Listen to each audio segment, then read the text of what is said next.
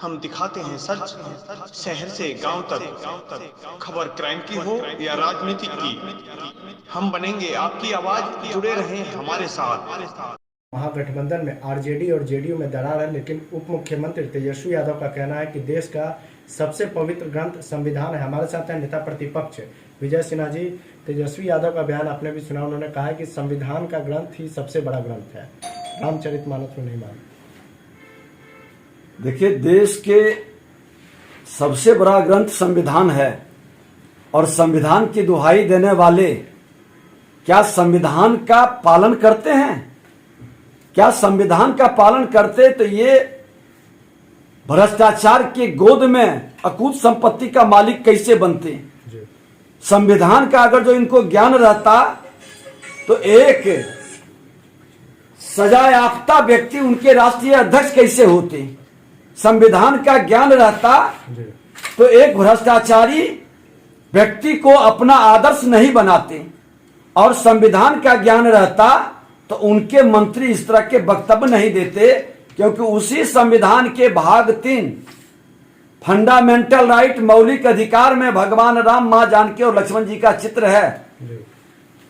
और वो संविधान बनाने वाले उस चित्र को वहां इसीलिए लगाए थे कि लोग जब जब मौलिक अधिकार की बात करेगा तो मर्यादा का पालन करेगा। ये मर्यादा का पालन करने वाले लोग नहीं है।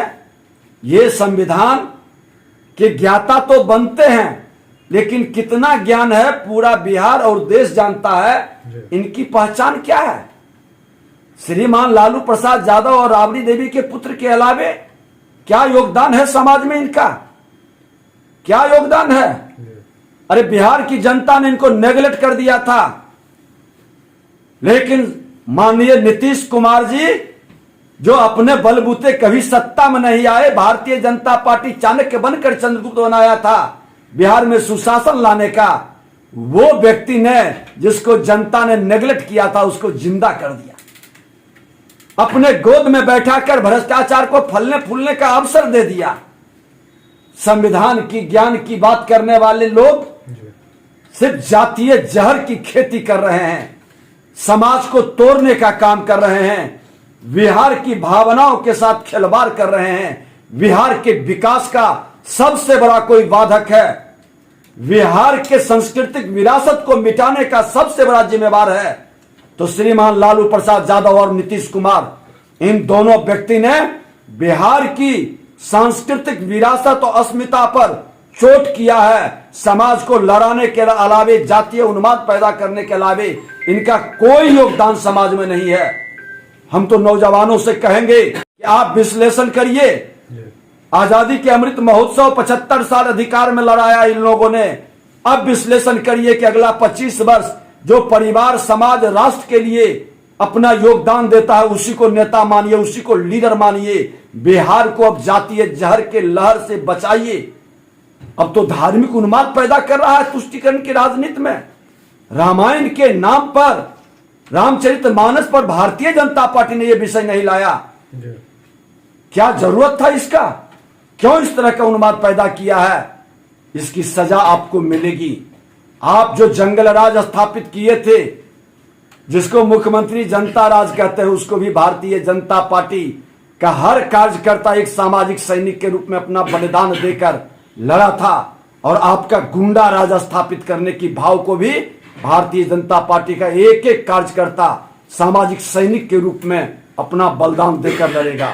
स्थापित नहीं होने देंगे आपके गुंडा राज को। लेकिन तेजस्वी यादव तो कहते हैं कि बीजेपी जानबूझकर मुद्दे को भटका रही है। जब से महागठबंधन की सरकार बनी है तब से ही बीजेपी बेचैन है बिहार में। देखिए, भारतीय जनता पार्टी कभी बेचैन नहीं रहती है। ये सत्ता के लिए राजनीति नहीं करती है, ये समाज के हित में राजनीति करती है।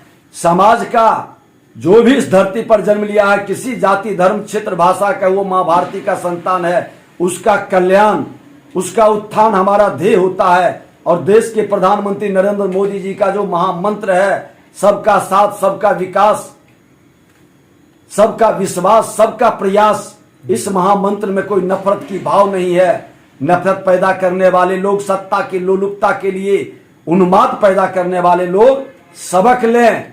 भारतीय जनता पार्टी ऐसे असुर प्रवृत्ति के लोगों के अंत के लिए ही अपना अस्त्र और शस्त्र दोनों से समाज की रक्षा की जिम्मेवारी निभाता है। चलिए, तो बहुत में 2 मर्डर हुआ है, कैसे देखते हैं?